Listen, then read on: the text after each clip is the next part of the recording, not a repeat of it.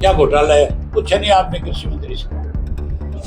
गेहूं के अंदर कोई घोटाला नहीं हो सकता। कृषि मंत्री बेचारा चाहता तो नहीं कि कोई किसी तरह की दिक्कत आए, लेकिन उसकी मजबूरी है, वो मंत्री बना रखा है।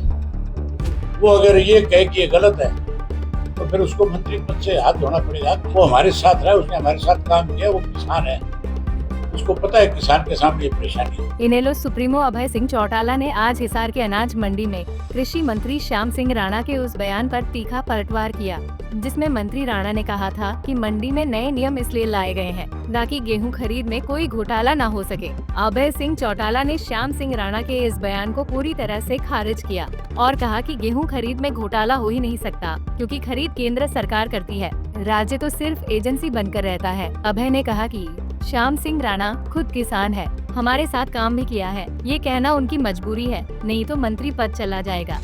कई जगह पे सर्वर जो है इनके डाउन हो जाते हैं, और सर्वर डाउन होने की वजह से किसान को 6-8 घंटे लाइन में लग करके खड़ा होना पड़ता है। हमने उसी वक्त हांसी की मंडी में खुल करके सरकार को चेतावनी दे दी थी, या तो इसकी व्यवस्था कर दो, नहीं करोगे तो फिर हम कोई सख्त कदम उठाएंगे जिससे आपको परेशानी आएगी। हम नहीं चाहते कि हमारी वजह से किसान को कोई परेशानी आ जाए, तुम्हारे गलत निर्णयों की वजह से किसान परेशान ना हो। सरकार को तुरंत फैसला लेना पड़ा कि जहां सर्वर डाउन हो जाएगा वहां पर्चियां काट करके किसान की गेहूं तोड़ देंगे। अभी आपके सामने सेक्रेटरी ने सभा में बात कही है कि 1 मिनट भी किसी किसान की एक ट्राली को पार नहीं रुकने देंगे। सरकार ने कोई कसर नहीं छोड़ रखी परेशान करने से, लेकिन ये तो हमारे कष्ट निवारण केंद्र खुल गए मंडियों में, अधिकारियों के ऊपर पूरा प्रेशर रहा। सरकार को ये डर था कि कहीं किसान की गेहूं की खरीद में कोई दिक्कत आ गई तो किसान जो है तुम्हारी खाट खड़ी कर देगा। इसलिए आज मंडियों में इस तरह की परेशानी कम है। सरकार की जो जिम्मेवारी बनती है वो तो पूरी नहीं कर रखी होती। मंडियों में जो किसान गेहूं लेकर के आता है उसके ठहरने की व्यवस्था हो, उसके खाने की व्यवस्था हो, उसको पीने के पानी की व्यवस्था हो, इस गर्मी में उसको सर ढकने के लिए छांव मिले, वो सारी चीजें तो नहीं दे रहे, उल्टे परेशान कर रहे हैं। लिफ्टिंग भी आज तक का रिकॉर्ड है, कभी भी इतनी स्पीड से लिफ्टिंग भी नहीं हुई। ये सिर्फ हमारा दबाव है कि साथ के साथ लिफ्टिंग भी हो रही है। हिसार की मंडी में कल पूरे दिन पोर्टल बंद रहा, सुबह 10 मिनट के लिए खुलता है, फिर 2 घंटे बंद हो जाता है।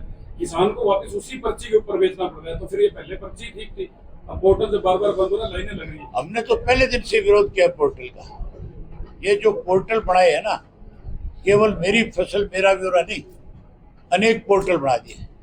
इनको सरकार में बैठे लोगों को खुद कोई पता नहीं कौन कौन से पोर्टल है तुम्हारे, किस पोर्टल को चालू करना है, किसको बंद करना है। ये परेशान करने के लिए, ये सुविधा देने के लिए नहीं है।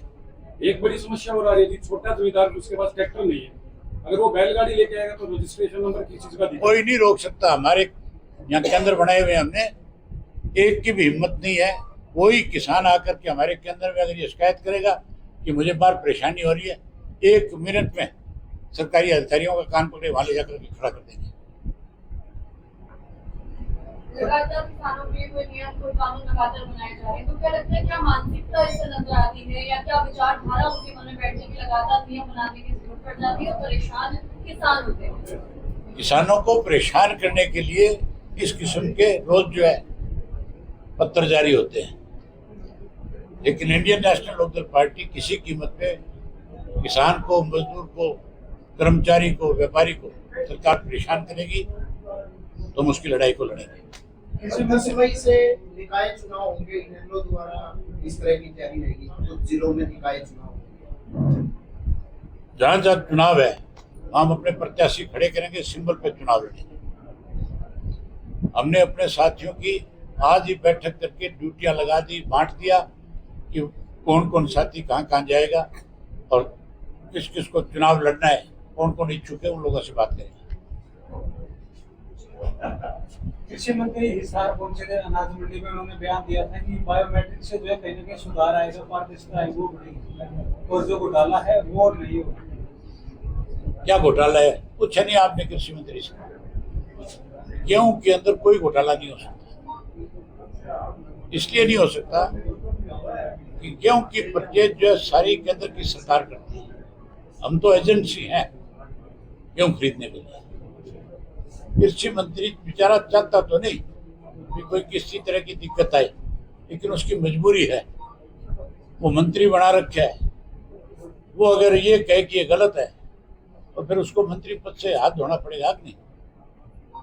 वो हमारे साथ रहा, उसने हमारे साथ काम किया, वो किसान है, उसको पता है किसान के सामने ये परेशानी है, लेकिन उसकी मजबूरी है।